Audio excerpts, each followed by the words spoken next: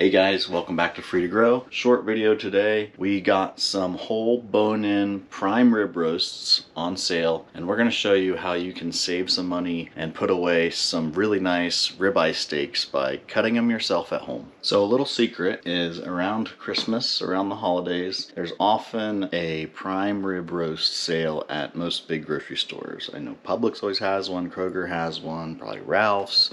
So just look at these larger grocery stores in your area and watch the ads around the month of December to look for that bone-in prime rib roast sale. If you're not aware, a ribeye steak comes from a prime rib roast. So a ribeye steak normally can run $18 to $25 a pound wherever you're going to get your steaks. A rib roast, the normal price on these here is $14.99 a pound. We got two of them here that are just around 8 pounds, so about $15 a pound. So you save already by getting a roast that's not cut into steaks. But when the sale is on, this Kroger had the sale down to $10 a pound, but then they also had a digital coupon, which I love my digital coupons, that made it $7.99 a pound. Now that's pretty good, but I've also seen in other areas where it can be $5.99 a pound for a rib roast. Now granted, you want to keep an eye on your cut because you don't want to get one that's too fatty. Now you can use that fat for all kinds of stuff, but you are going to trim some of these are both really good, so there is a little bit of a fat cap there. GoPro died. Back to the value of these cuts. So we went from $14.99 a pound down to $7.99 a pound on these particular rib roasts. So the original full price for this one was $130 for this piece of meat.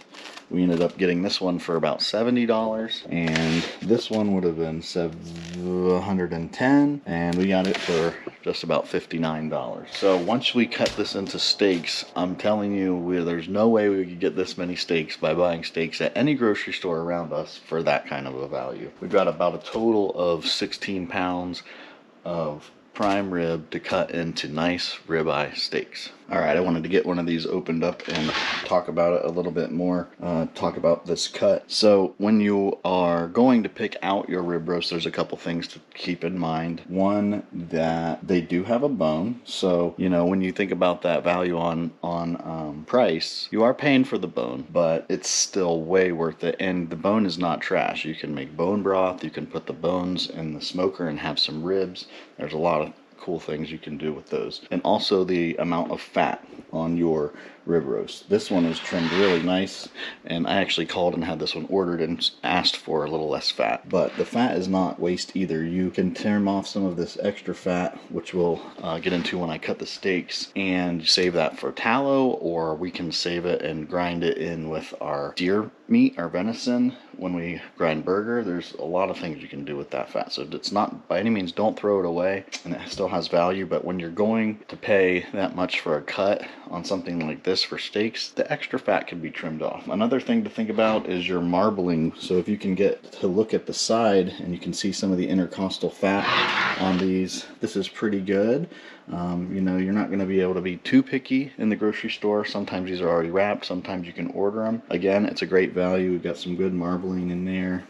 They're going to make excellent steaks. Another thing to think about with this particular cut is if this whole loin was still attached and not already cut into a roast, you would have a chuck end and a strip end, and the ribeyes fall somewhere in between there. So you can kind of visually see, like, this is more of a ribeye, and these are center cuts, so what I would say this is heading towards the strip end. So these particular ones I grabbed are cut right from the middle of a rib roast. So we're looking at more center ribeye steaks. Let's go ahead. The first thing we're going to do is remove this bone and then cut the steaks to the thickness that we want. When I'm doing stuff like this, a 6-inch boning knife is the best for cutting, getting close to the bones and remove those bones.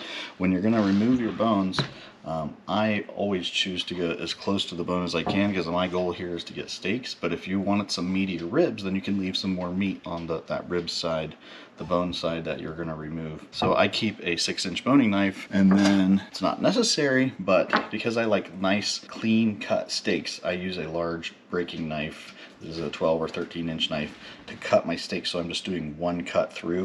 Whereas if you had a smaller knife, because of the size of the steak, you might not get, you know, you're gonna have to kind of saw through. You can still do that pretty clean by just as downward motion and as little strokes as you possibly can to get through that steak.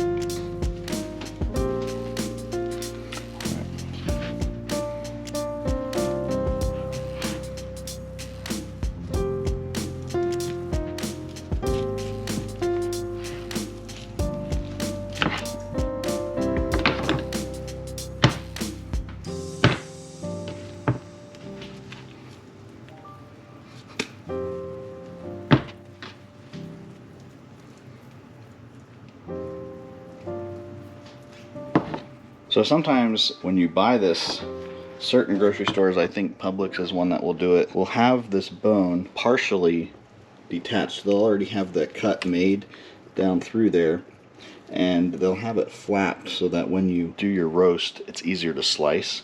But once you cook a whole as a roast, like, it usually just comes right off.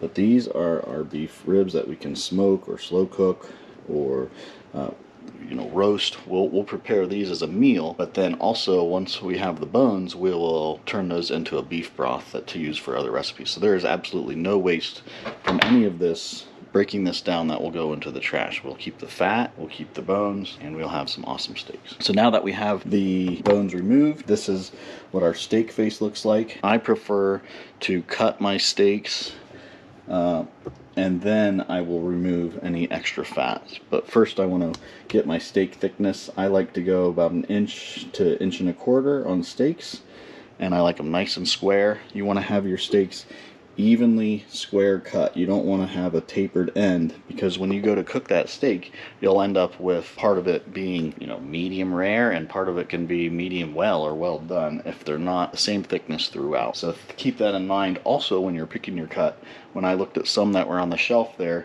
they weren't cut square. They were some that were cut to a wedge, and you don't want that, because you're going to end up with at least one end that you have some cut off. And it's not the end of the world. Like, you can still turn that into some steak and eggs or stir fry or something like that. So now the fun part. I'm going to cut my steaks, and I just kind of am visually looking for my square side. I'm going to start there and cut steaks this way. This side's a little bit more off, so that'll be my cut over. It's all preference how thick you want them. Typically the thickness of a breaking knife is pretty good, about 1 inch, 1.25 inches. So I kind of will lay my knife out and eyeball my steaks like that. And again, like I said, you want to just do like one or as few motions down, and always downward pressure while you cut these steaks, and you'll end up with a nice clean steak face.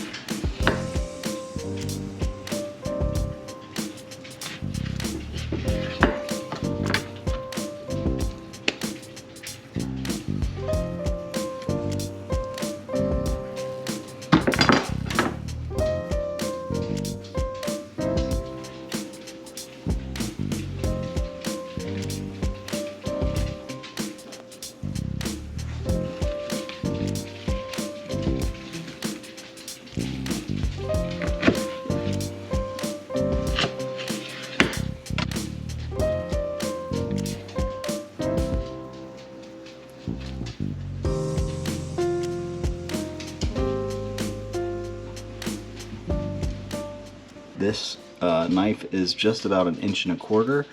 I'm going just to hit that mark right there. Nice and square. Pressing down.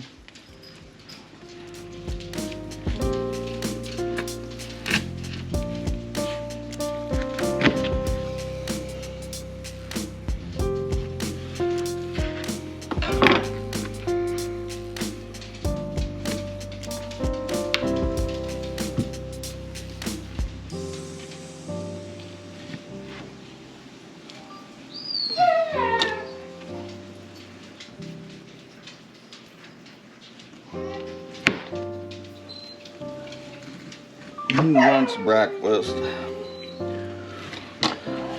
Breakfast. Alright, now I've got some nice thick steaks cut out of that one. And this is where I like to go and trim some of that extra fat off. It's pretty easy to see where that is. So we don't need to go too crazy on these because he trimmed them really nice. But this fat right here, this does not need to be on my steak, and it will serve us better to keep it for grind and some other things later. So I can just take my breaking knife and take off that nice one-handed piece of fat, and we will save that. And that's nice fat for grind, tallow, whatever you're going to use it for. But do not throw it away. Just put it in a freezer bag if you're not ready to get to it now, and stick it in the freezer.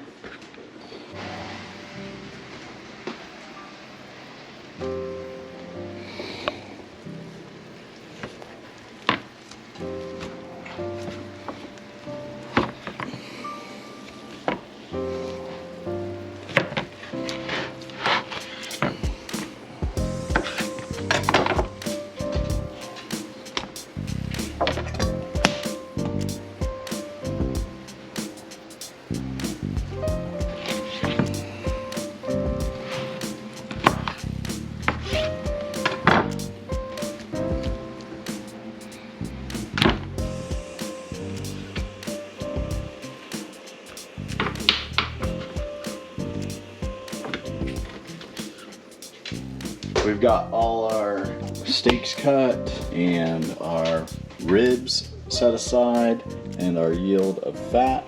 And now we pull out the trusty Amazon vacuum sealer. Just waiting for it to die so Liz can buy me a nice new chamber vac, but it's still doing its job. So I just do 1 steak per package. That's what I recommend. I wouldn't recommend doing 2 or 3 steaks, even if that's what you pull out, because on the day that you only need 1 steak, then you're gonna have to thaw out 2 or 3. But do it however you'd like. It's not necessary to vacuum seal this fat, but I'm going to since I have the vacuum sealer out. It'll just help it preserve longer. I typically would just put it into a gallon freeze bag. That's what I do with the pork fat, but that's because I'm constantly pulling out pork and removing fat so I can add to it instead of always getting the vacuum sealer out to just vacuum seal a small amount. I don't work with beef like this more than once or twice a year, so just putting that into a vacuum seal until I need it is fine. Hopefully I need it soon because we're gonna get another deer, and I'll just grind it in with the burger for that.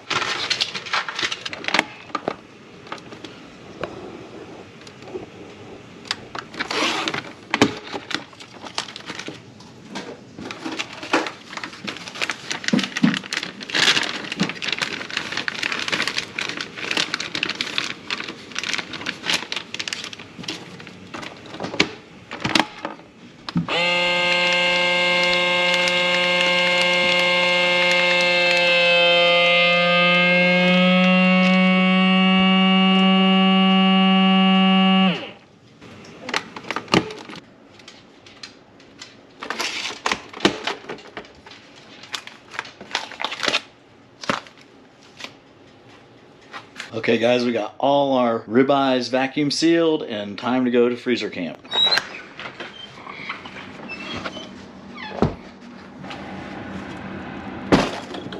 This is one of our several freezers. This is our stand-up freezer, and we've got some chest freezer down there. Garage is a little wacky right now because it's hunting season. We've got all kinds of things going on here. We got some of our pork put away. We've got a deer that I processed. Got some bacon and steak. We've got some jarred jams. Down there we've got chickens, and we've got some prosciuttos hanging up there. There's a lot going on. So this is normally our pork freezer, but right now it's got pork, deer, and beef in it, and that's because we just got a deer. But also, I use this freezer. We have several chest freezers, but when I go to freeze stuff, I want to make sure I lay it out evenly and spread out so that it freezes even. So right now I've got my steaks kind of mixed around in here. Spread out so they'll freeze, and once they're frozen, I need to organize these freezers. So then I need to get some of this deer out of here. I put my roast together and pork.